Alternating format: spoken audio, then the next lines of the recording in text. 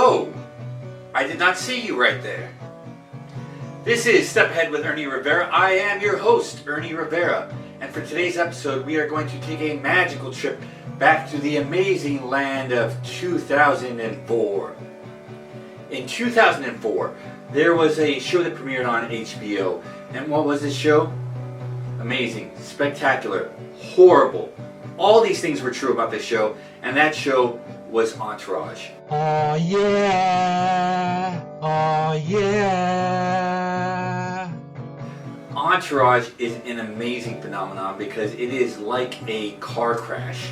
It's like it's horrible. You know it's bad, but you can't stop looking. You just can't stop looking. Terrible, I know. But so today we're going to look at the train wreck that is Entourage. We're going to look at a couple of characters involved, and we're going to talk about how to grow up with Entourage. So let's talk about that, shall we? First of all, I would like to address you to my brand new mug here, Step Ahead with Ernie Rivera mug, available at the store. I recommend you check it out on our link tree. And now, let us take a look at Entourage and some of the characters involved. So for those of you who do not know, Entourage was the story of Vinny Chase, an actor who suddenly sprung to notoriety for no good reason, and he brought all his childhood friends with him. It was the story of him, his best friend Eric, his half-brother Drama, and his best friend, or his childhood friend Turtle, along with his agent Ari Gold and a couple other people. So here's the thing. Even though the character of Vinny Chase was irredeemable for so many reasons, I mean, first of all, he never worked for a thing in his life. If you are familiar with the Entourage story, he just existed, and people just wanted to shower him with monies and awards.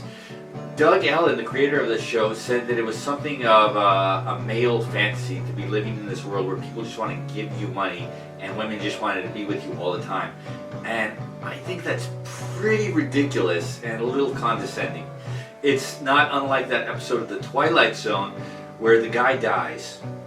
And all of a sudden he starts getting everything he wants in the world. They shower him with money, women, riches, all this amazing stuff. And he just can't get enough, and then he gets enough of it because it won't stop coming at him. He doesn't know what to do with it. Turns out that wasn't heaven. No, he was in hell the whole time. Spoiler for a 60-year-old show there, or 70-year-old show there. But yeah, that is The Twilight Zone. And Entourage is not very different. So the guy doesn't work at all. But here's where the redeeming qualities come in. The redeeming qualities come in with some of his friends, including Eric, who did a couple semesters in junior college, and he worked his way up to being Vince's manager. And he worked his way up the business by getting to know people, by learning about the business and so forth. Then you have Johnny Drama, his Vince's half brother, who it always looks like he's a bad actor, but the character Matt Dillon actually talked about this before, and he said, I don't think he's a bad actor. I think he's an actor who hasn't got his shot yet, because Johnny Drama spends all his time trying to learn the business, trying to learn how to act, and you can't spend all your time, literally all your time, doing something and be bad at it. He just needed a shot. And you see him grow and develop over the series of the show. He's got a lot of personal problems in the show, but as far as him and his business and his dream of being an actor, that's pretty solid. Then you have Turtle, one of Vince's best friends growing up, and Turtle spends his life just smoking the days away, and that's pretty much it for the first couple of seasons until he realizes he wants to make something out of his life. So this is where we find ourselves in today's episode, and I wanted to share something with you all, a little scene, if you will. You see, I would show you the scene straight from Entourage, but the last time I tried to do that with Good Will Hunting, they flagged me on YouTube, so I will not be sharing scenes anymore. But we are in store for a scene that I'm going to do for you right now between Vince's agent, Ari Gold, and Turtle, the best friend who was smoking his days away previously, who decided he finally wanted to do something with his life. So here we go. But right before I do the scene, what I would like to ask you to do right now is to click like, subscribe, and hit that notification bell so that you get the new episodes as soon as they come out. I hope I'm adding value to your day. I am trying my best here, and when you click like, subscribe, and hit that notification bell, it helps me build up my channel, which means the world to me. So thank you. Oh yeah, oh yeah. I just think it's time for me to make something of myself. Turtle, do you know what it takes to make something of yourself? I mean, come on. I worked a job through college and grad school. Lloyd! Hit the stacks.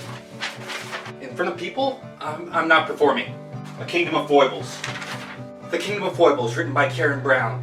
A Connecticut Yankee goes into King Arthur's court, meets Die Hard. He is met by unexpected peril when he wakes up during the crusade. This man can quote from the entire stack. That is what he is willing to do in order to put in for his success. He is paying his dues. When have you ever paid yours? I'm willing to pay him now, and I have a great idea. So do all of these idiots. Can you execute it? I think I can. Do you have a business plan? Well, I haven't put pen to. Do you need real estate? Insurance? How many employees are you going to need? When are you expecting to make a profit? When can your investors expect to see a return? I don't know! I don't know.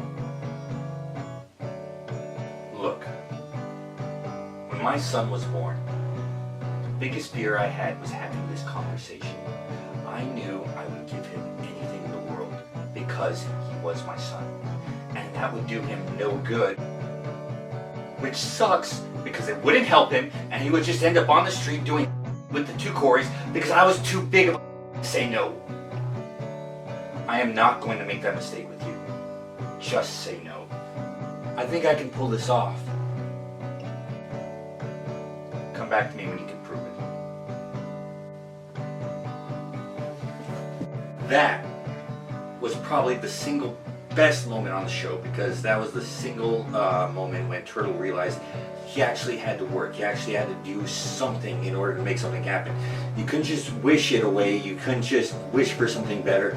That's what Vinny Chase does, and it's worked out for him in the show. The show is not exactly, mirroring our real life. So yeah, you have to put something in whenever you want to get something out. That's part of growing up. That's how to grow up. That's why to grow up. That's what we do. We try to better ourselves, improve ourselves, and we do it through practical actions. And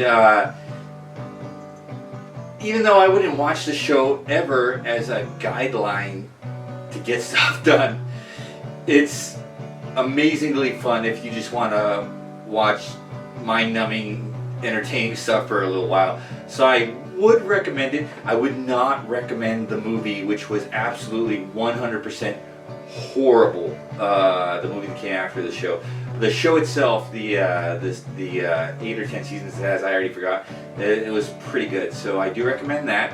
That was my scene from Entourage. I hope you liked it. I hope you liked the episode today. Again, this is kind of like how to grow up, why grow up, what we do, and how to make better choices in order to help ourselves.